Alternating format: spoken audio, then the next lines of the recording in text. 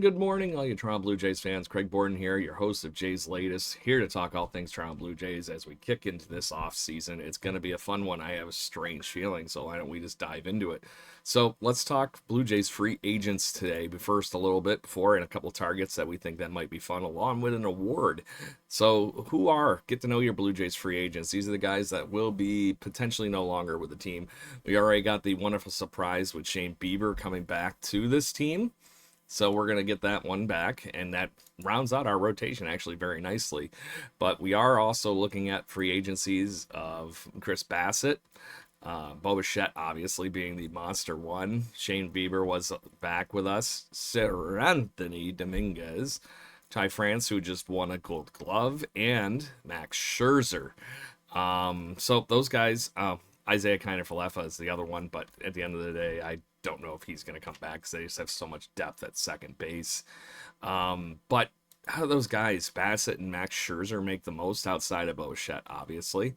Sir Anthony Dominguez would be a nice add. I worry that he's going to be too expensive to bring back, and Chris Bassett and Max Scherzer, their value is going to be a little bit crazy diminished, I think, after last season. I think the Blue Jays could bring them back on a nice deal and continue to do what they've been doing. And they'd have some nice veteran presence in that locker room. I have a strange feeling that Bassett's a big part of that clubhouse.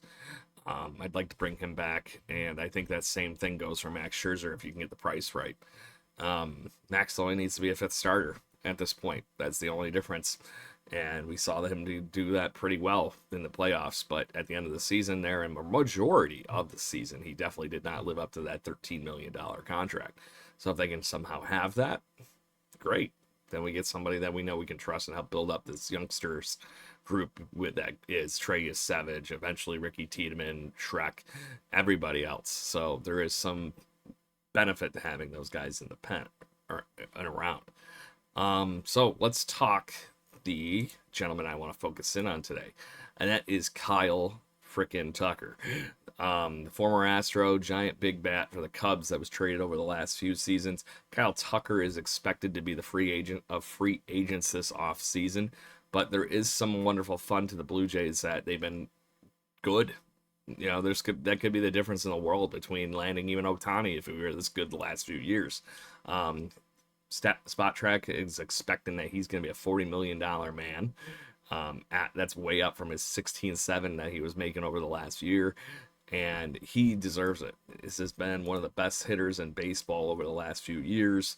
Had a little bit of a down year last year with the Cubbies, but a lot of that, how much was that in the lineup? But the one thing that was crazy different, his stolen bases were way up from the year before, looking more like the well-rounded player that he can be. But he has been producing and producing and producing. He's a four-time All-Star, Silver Slugger, Gold Glove. Insert awesome things here as far as what Kyle Tucker can bring to a ball club. The last 2 years have been down. That would be the one bargaining chip that the Blue Jays and other potential teams have potentially to bring to the plate. He was producing in 2021 through 2023 at 5 WAR. Last year, he just misses that. So obviously defense plays into that just as much, and stolen bases and all that kind of stuff. But he was basically a 30-20 home run guy. He's been averaging around 100 RBIs in those seasons where he was really, really, really good. Last year he was down to 73. But as you are all well aware, the Cubs couldn't hit their way out of a brown paper bag last year. But he was part of that too, because his slug, his batting average, everything was down a little bit last season. But he is also one of the youngest free agents on the market at 28. He'll be 29 by the time the season starts.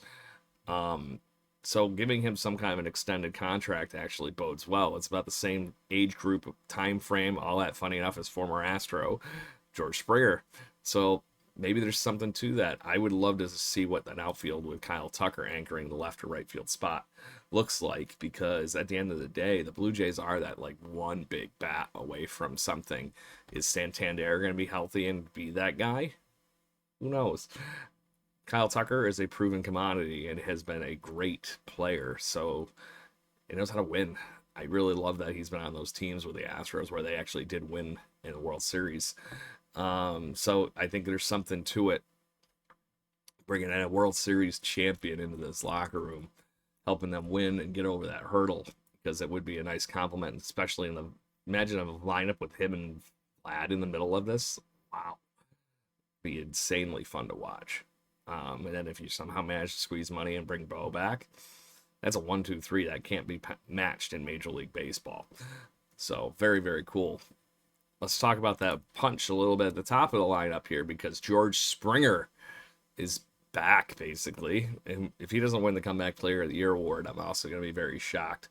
What a season from George. Batting .309, 32 home runs, 84 RBIs, 18 stolen bases, and then scored 106 times himself.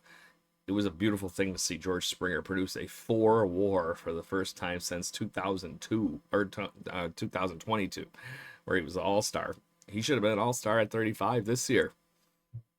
Simple as that. It's a beautiful thing to see what he's done.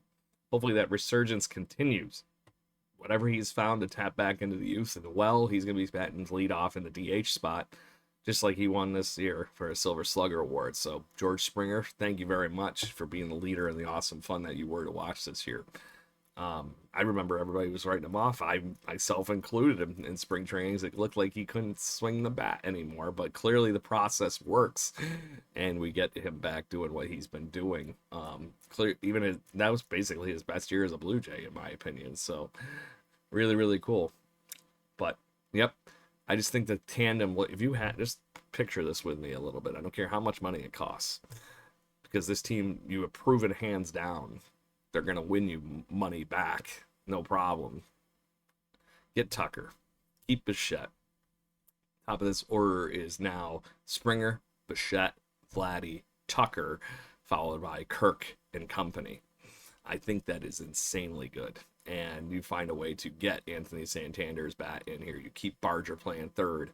All these wonderful things. And I think Barger's a better third baseman, and people give him credit for. That cannon that he has for an arm makes up for all sorts of range problems. Not to mention, I just think that there is some smoke to the fire that Bo Bichette might be seen as a second baseman more this offseason, and we're going to see what that does for him. So, on that note, Blue Jays fans, make sure you always like, share, subscribe. We're going to be back here daily, as much as humanly possible, to talk Blue Jays and talk free agents, talk strategy, and just have some fun with some baseball stories. So we'll see what happens, and we'll talk to you soon. As always, let's go Blue Jays.